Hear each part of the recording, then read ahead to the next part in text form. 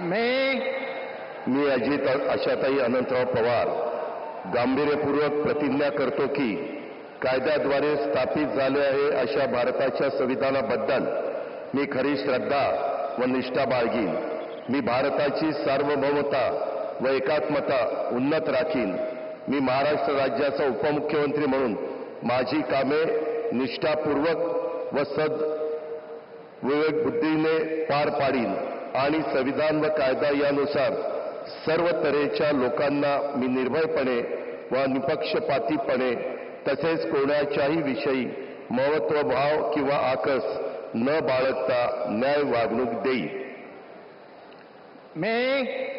मी अजित आशाताई अनंतराव पवार गांभीर्यपूर्वक प्रतिज्ञा करतो की महाराष्ट्र राज्याचा उपमुख्यमंत्री म्हणून माझ्या विचारार्थ आणली जाईल किंवा मला ज्ञात होईल अशी कोणतीही बाब असा उपमुख्यमंत्री म्हणून माझी कामे यथायोग्य पार पाडण्यासाठी आवश्यक असेल ते खेरीज करून एरवी मी कोणत्याही व्यक्तीला किंवा व्यक्तींना प्रत्यक्षपणे वा अप्रत्यक्षपणे कळवणार नाही किंवा त्यांच्याकडे उघड करणार नाही.